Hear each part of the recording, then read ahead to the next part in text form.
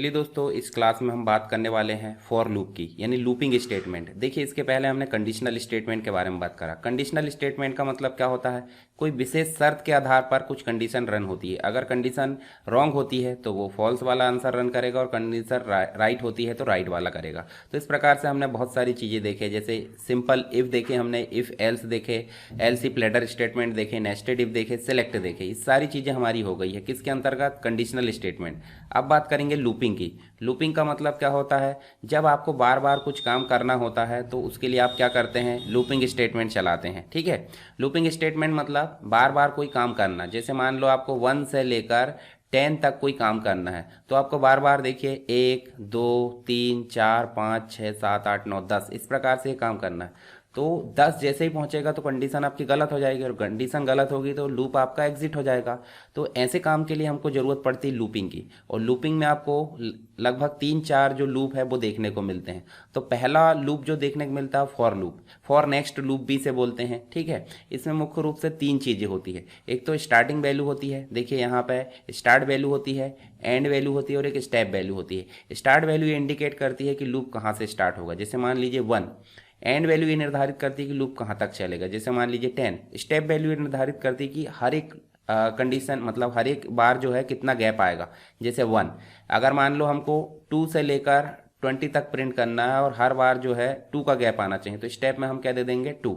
तो इस प्रकार से ये काम करता है फॉर लूप। जैसे यहाँ देखिए आपको देखने को मिलेगा, स्टार्टिंग वैल्यू यहाँ पे ले लिए 1, एंड वैल्यू हमने ले लिए 5। स्टेप वैल्यू यहाँ देने की ज़रूरत नहीं है, क्यों? क्योंकि 1 से लेकर 5 तक वो खुद ब खुद प्रिंट कर देगा। बाकी अंदर आप जो है प्रिंट करते हो, प्रिंट करने के लिए आप जो है मैसेज बॉक्स का उपयोग कर सकते हैं, या फिर मैंने लिस्ट बॉक्स का उपयोग बता दिया हूँ, या फिर कॉम्बो बॉक्स का उपयोग बता दिया हूँ। तो ये तीनों में आप जो है इसको प्रिंट कर सकते हो। बाद में नेक्स्ट जो आपने वेरिएबल ली है उसको नेक्स्ट करना होता है। चलिए, इसको हम पहले जो है एग्जीक्यूट करके देखते हैं विजुअल स्टूडियो के अंतर्गत।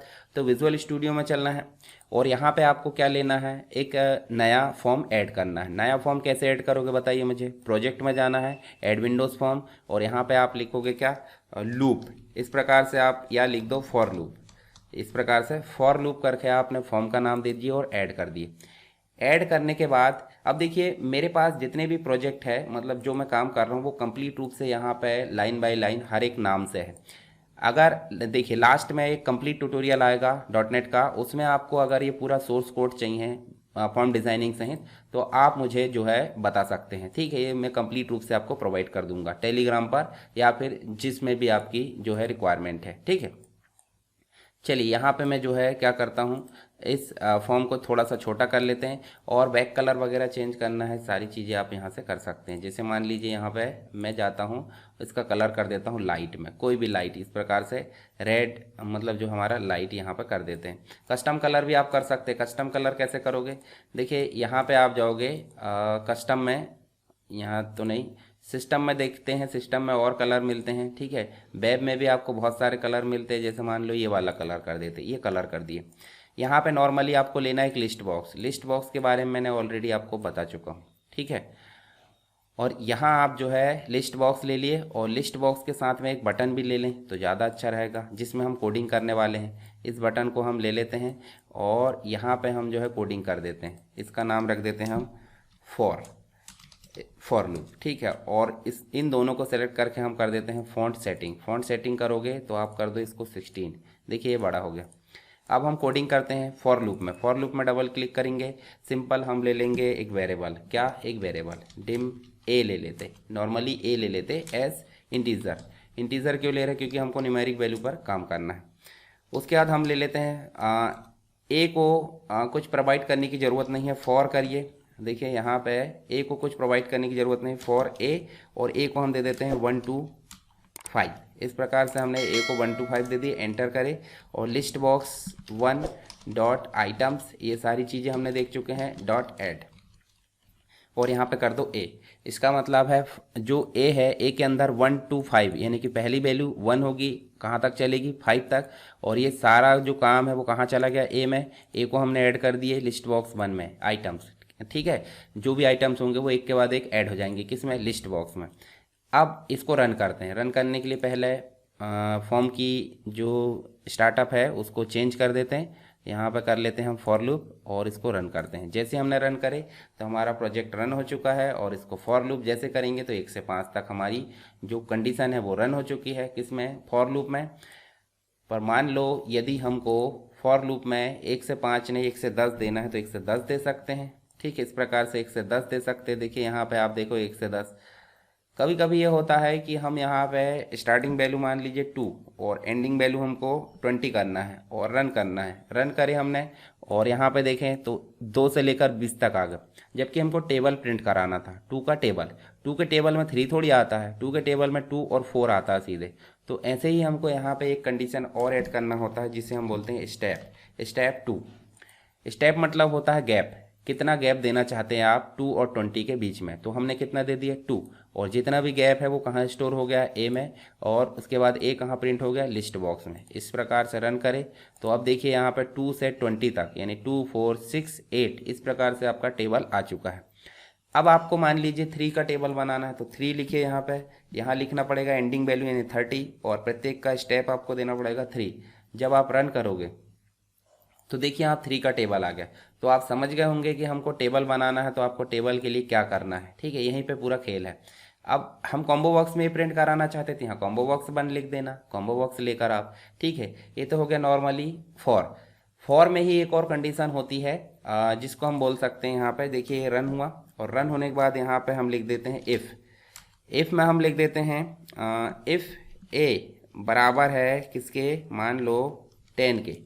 ठीक है, तो यहाँ पे लिख दें हमने एग्जिट फॉर, मतलब जब भी ए पहुँच जाएगा कहाँ पे 10 पर, तो ऑटोमेटिक जो फॉर है वो एग्जिट हो जाएगा। जैसे रन कराइए, रन करा के देखेंगे, यहाँ 1 मिनट, 10 पर नहीं पहुँचा, ये हम दे देते हैं 2 से 20 और यहाँ पे दे देते हैं 2।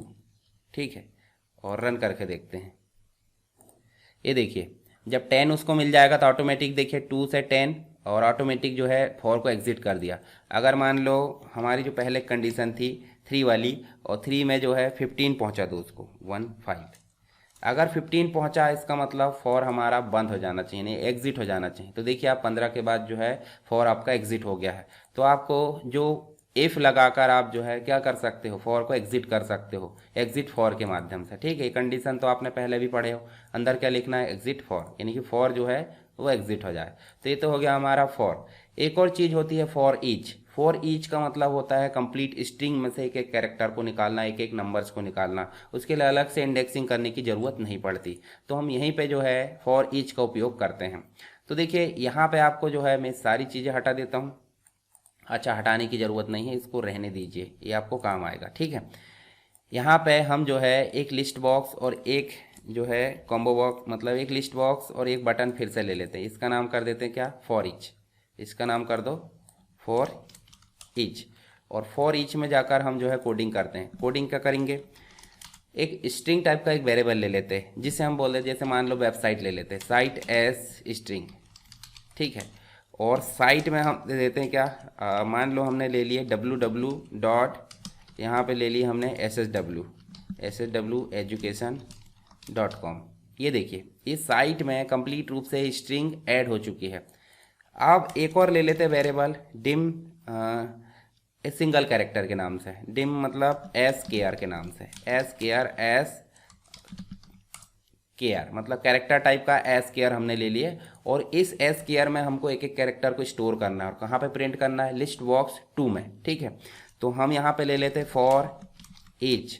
जो SKR है वो किसका है, वो साइट में से ले ले, मतलब साइट में से SKR में सारी चीज़ें आ जाए। ठीक है, और कहाँ प्रिंट हो, लिस्ट बॉक्स हमने ले ली, list box 2 dot items dot add, और यहाँ ले लो आप SKR क्यों, क्योंकि SKR में ही साइट से सारी चीज़ें आ रही है।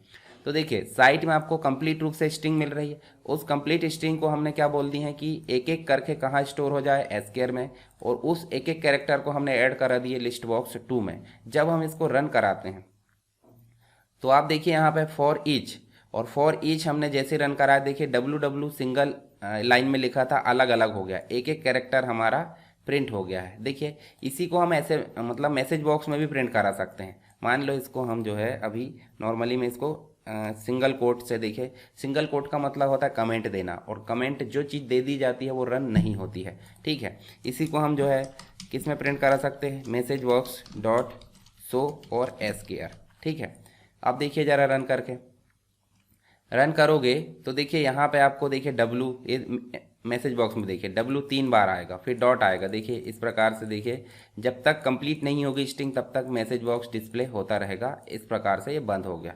तो ऐसे मैसेज बॉक्स में भी आप शो करा सकते हैं। मुझे मैसेज बॉक्स में नहीं करना, मैसेज बॉक्स को मैं कर देता हूँ हाइड और इसको लिस्ट बॉक्स को कर देता हूँ ऑन। तो आप ऐसे भी कर सकते हैं। तो हमने अभी दो चीज़ देखे हैं। देखिए यहाँ पे आपको देखने को मिलेगा मैंने फॉर बताया आपको। फॉर के बाद देखिए ये जो पीडीएफ है, पीडीएफ भी आपको चाहिए तो वो भी मिल जाएगी टेलीग्राम चैनल पर। ठीक है, इसके अलावा देखिए मैंने आपको जो एग्जिट वाली कंडीशन है वो भी बता दिया। देखिए यहाँ पे इफ़ अगर कंडीशन कोई विशेष स्थान पर पहुँच गई है तो फॉर को एग्जिट कर दे, ये भी हमने देख लिए। फॉर ईच का मतलब होता है कंप्लीट इंडेक्सिंग देने की ज़रूरत नहीं है, जो भी आपकी स्ट्रिंग रहती है वो स्ट्रिंग आपकी स्टोर हो गई यहाँ पे, और सिंगल केयर में उसको लाकर हमने मैसेज बॉक्स या तो लिस्ट बॉक्स या अन्य कोई कंट्रोल के माध्यम से डिस्प्ले करा दिए। ये इसका प्रोग्राम भी यहाँ पे देखने को मिलेगा। अब इसके बाद हम जो है वाइल और डू वाइल, दो कंडीशन यानी कि दो लूप और बचे हैं, वो कंप्लीट हो जाएंगे। फिर हम आईडीई यानी कि जो विजुअल स्टूडियो ग्राफिकल इंटरफेस होता है उसमें हम बहुत सारा काम करेंगे हर एक कंट्रोल के बारे में। ठीक है, तो ये आपको कैसा लगा फॉर लूप, समझ में आया नहीं आए बताइए मुझे कमेंट बॉक्स में, और अगर समझ में आ गया है तो वीडियो को लाइक कर सकते हैं।